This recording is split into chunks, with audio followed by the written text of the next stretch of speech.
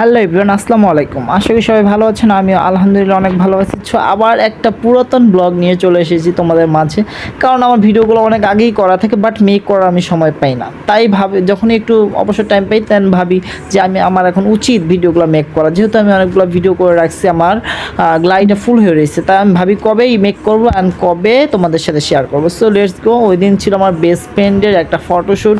দেন আমার best friend আমাকে অনেক দিন আগে থেকে কল করে রাখছে, যেন ওই দিন তোরে যাইতেই হবে। সো ওই দিন ভালোই ছিল, দিনটা অনেক মজার কাটছিল। তো ওই দিন আমরা কোথায় গেছিলাম তোমরা বুঝতেই পারতেছো, যারা নারায়ণগঞ্জে থাকো, অ্যান্ড দেখতেই পারতেছো কত ইউনিক একটা জায়গা ছিল। So let's go. আমার বেস্ট ফ্রেন্ড যেহেতু ফটোশ্যুট ছিল, সেই জন্য আমরা ফার্স্ট লেট ওই দিন আমরা নারায়ণগঞ্জ থেকে নবীগঞ্জ ঘাট চলে যাই। দেন ওইখান থেকে আমরা ঘাট পার হচ্ছিলাম, আর কি সুন্দর একটা ভিউ নিচ্ছিলাম।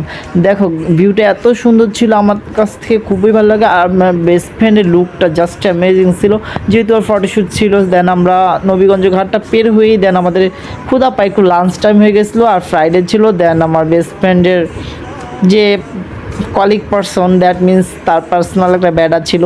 দেন ওই বেড়া আমাদেরকে খুব বিরিয়ানি খাওয়ায়। দেন এই পাশে আমার একটা ভাইয়া ছিল। দেন আরেকটা ফ্রেন্ড আসার কথা ছিল। আমি এই জায়গায় আমার বেস্ট ফ্রেন্ডের একটা ফানি লুক নিচ্ছিলাম। আর দেন আমরা অটো বা সিএনজি নেই, সিএনজি নিয়ে আমরা দ্যাটস গো, আমরা চলে যাই ডিরেক্টলি সোনারগাঁ রয়্যাল রিসোর্টে। দেন গিয়ে তো আমার কাছে খুবই ভালো লাগে, বাট এই জায়গাটা আমি অনেক রিভিউ দেখছি, বাট গাইস আমার যাওয়া হয়নি। দেন আমরা যখন জায়গাটায় পৌঁছে যাই, তখন আমরা গেছিলাম 5 জন মেবি, হ্যাঁ 5 জন গিয়ে ফটোশ্যুটের জন্য আমরা 5 জন গেছি। দেন ওইখানে প্লেসটা খুবই অ্যামেজিং ছিল, কি বলবো। দ্যাটস গো, পুরা ফুললি তোমাদেরকে দেখাই দিতেছি, তোমরা জাস্ট ফিলটা নেওয়ার ট্রাই করো। সো গাইজ এখানে অনেক ফলোয়ার্স ছিল, বাট জায়গাটা ছোট, বাট কিন্তু আমার কাছে অনেক কি ভালো লাগছে। ফটোশ্যুট কিংবা ব্রাইডের লুক যারা ফটোশ্যুট করে তার জন্য অনেক বেস্ট। আর আমার বেস্ট ফ্রেন্ডে অনেক আগেই বিয়ে হয়ে যায়, দেন ওর কোনো ফটোশ্যুট করা হয় নাই, বেসিকলি ওই ফটোশ্যুট করার জন্যই আসছিল। সো আমাদের ফটোশ্যুট করার জন্য আমরা দুজনকে পেয়ে গেছি, কারণ ওরা দুজন ফটোশ্যুটের জন্য খুবই এক্সাইটেড ছিল কোথায় ফটোশ্যুট করবে। দেন আমরা অনেক ভাবার পর এই জায়গাটা ঠিক করি যে ফটোশ্যুটের জন্য হতে পারে এটাই বেস্ট হইতে পারে। বাট দিনটা অনেক ভালো ছিল, ওয়েদারটাও খুব ভালো ছিল, আর যতগুলো আমরা ফটো নিছি বাট অনেক সুন্দর হয়েছে, কি বলবো। আমার বেস্ট ফ্রেন্ড একটা লাল বেনারসি পরছিল, তার একটা দোপাট্টা ছিল তার হাজব্যান্ডের নামে এমব্রয়ডারি করা দোপাট্টা। বিভিন্ন ফটোশ্যুট নিচ্ছি, আর এদিকে আমার ফ্রেন্ডরা সবাই ফটোশ্যুট নেওয়ার জন্য খুবই বিজি ছিল। আর আমি কি করবো, দ্যাটস আমি তো একা একাই ভিডিও করতেছিলাম, আর ভাবতেছিলাম আমার কেউ কয়েকটা ফটোশ্যুট ক্যান করে দেয় না।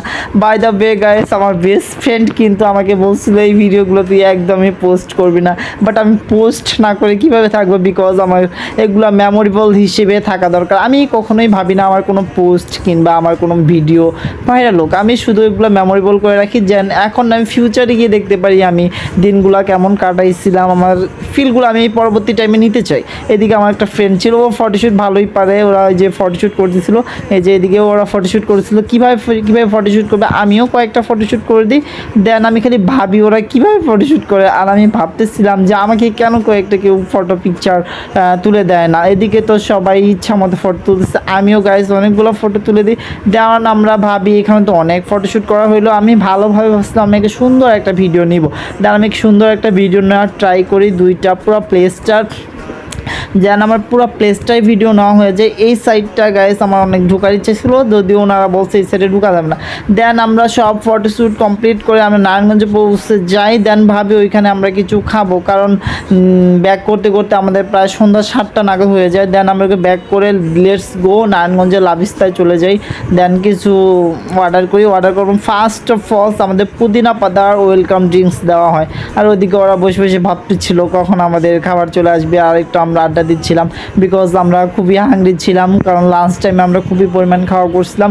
দেন ওইখানে আমরা অর্ডার করি, আর এদিকে সবাই আমি একটু ভিডিও নেওয়ার ট্রাই করতেছিলাম, বাট সবাই শুধু ইচ্ছে মতো আড্ডা দিচ্ছিলো। আমি একটু লুক নেওয়ার চেষ্টা করলাম, বাট আমার লুকটা ভেরি স্যাড লাগতেছিল, বিকজ আমি খুবই টায়ার্ড ছিলাম। দেন আমাদের খাবার চলে আসে, আমরা মেবি রাইস, একটা চিকেন ফ্রাই আর কারি নেওয়ার ট্রাই করছিলাম, যেহেতু বেশি কিছু না হালকা খাওয়া দাওয়া করে। দেন আমরা ডিরেক্টলি মেবি মিনারে চলে যাই। মিনারে যাওয়ার পর আমরা আমরা ওইখানেও অনেক আড্ডা দেই, চা খাই।